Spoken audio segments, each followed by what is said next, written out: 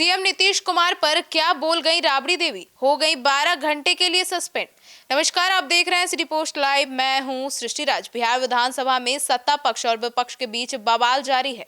विधान परिषद की नेता विपक्ष राबड़ी देवी ने मुख्यमंत्री नीतीश कुमार की भाषा और आचरण को लेकर खुलकर सवाल खड़े कर दिए। सदन की मर्यादा, सत्ता और विपक्ष की टकराव के बीच राबड़ी देवी का यह बयान राजनीतिक हलकों में नई बहस को जन्म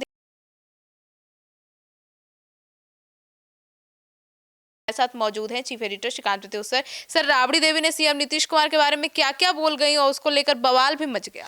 देखिए, बिहार विधान परिषद की नेता है, बिहार विधान परिषद में विपक्ष की नेता है राबड़ी देवी। और रोज तो विधानसभा में बवाल हो ही रहा है, आरोप प्रत्यारोप का दौर जारी है, प्रदर्शन हो रहा है, विरोध हो रहा है, नारेबाजी हो रही है। लेकिन आज तो कुछ ज़्यादा ही हो गया। राबड़ी देवी ने नीतीश कुमार पर सीधा और तीखा हमला बोला है। उन्होंने मुख्यमंत्री की भाषा, व्यवहार और पद की गरिमा को लेकर सवाल खड़े किए हैं। राबड़ी देवी का कहना है कि जब मुख्यमंत्री खुद मर्यादा की सीमाएं लांघ रहे हैं तो उनसे किसी तरह की उम्मीद करना बेकार है। राबड़ी देवी ने यह बयान ऐसे समय में दिया है जब विधान परिषद में हंगामे और विपक्ष के सस्पेंशन को लेकर पहले से ही सियासी पारा चढ़ा हुआ है। राबड़ी देवी ने कहा कि जब मुख्यमंत्री अपने पद की गरिमा ही भूल चुके हैं तो उनसे माफी या शिष्टाचार की उम्मीद रखना व्यर्थ है। उन्होंने कहा कि मुख्यमंत्री की भाषा और आचरण को जनता खुद देख रही है और इसमें कुछ कहने की जरूरत नहीं है। तो राबड़ी देवी और सत्ताधारी दल के नेताओं के बीच भी झड़प हुई है। और राबड़ी देवी ने जिस तरह से अपना रूप दिखाया, उसके बाद तो विधान परिषद के अध्यक्ष को, सभापति को एक्शन लेना पड़ा। आरजेडी के कुछ नेताओं को और राबड़ी देवी को सस्पेंड करना पड़ा। सर, तो राबड़ी देवी ने सदन की भाषा पर भी काफी गंभीर सवाल उठाया। राबड़ी देवी ने सदन के भीतर इस्तेमाल की जाने वाली भाषा को लेकर बयान दिया है, तीखा बयान दिया है। उन्होंने कहा कि लड़के और लड़कियों को लेकर जिस तरह की टिप्पणियां की जाती हैं वह बेहद आपत्तिजनक है। आपको याद ही होगा कि कल मुख्यमंत्री नीतीश कुमार ने राबड़ी देवी को लड़की कह दिया था, उसी के बारे में बोल रही थी। उन्होंने इशारों में कहा कि लोग क्या बोलते हैं और किस भाव से बोलते हैं यह समझना मुश्किल नहीं है।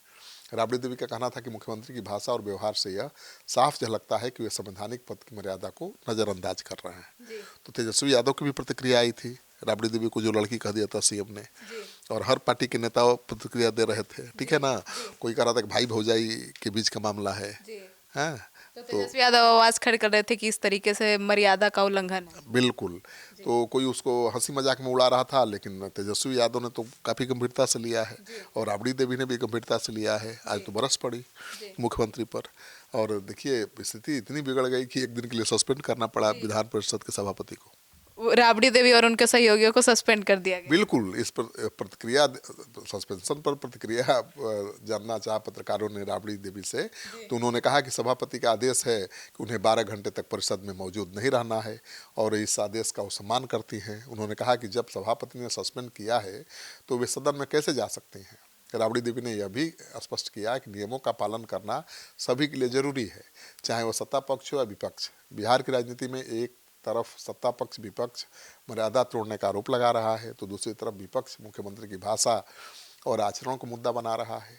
अब नज़र इस बात पर है कि मुख्यमंत्री नीतीश कुमार या सरकार की ओर से इस बयानबाजी पर कोई आधिकारिक प्रतिक्रिया आती है या नहीं।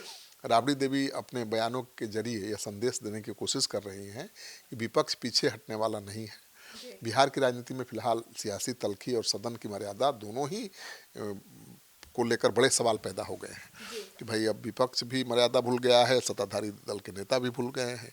अब राबड़ी देवी पूर्व मुख्यमंत्री हैं, नीतीश कुमार वर्तमान में मुख्यमंत्री हैं, और दोनों जब आपस में टकरा रहे हैं तो बात बड़ी हो जाती है। तो आज तो बहुत बवाल हुआ, और बिहार विधानसभा का बजट सत्र जब से शुरू हुआ है तब से हंगामा हो रहा है। तो जनहित की समस्याओं पर तो चर्चा हो ही नहीं रही है, केवल आरोप प्रत्यारोप का दौर चल रहा है। अब देखिए जनता की समस्याओं पर चर्चा कब करेंगे माननीय। जी, तो सुना आपने। तो अब इस पूरे मुद्दे को लेकर आपकी क्या राय है, कमेंट सेक्शन में जरूर बताइएगा। धन्यवाद।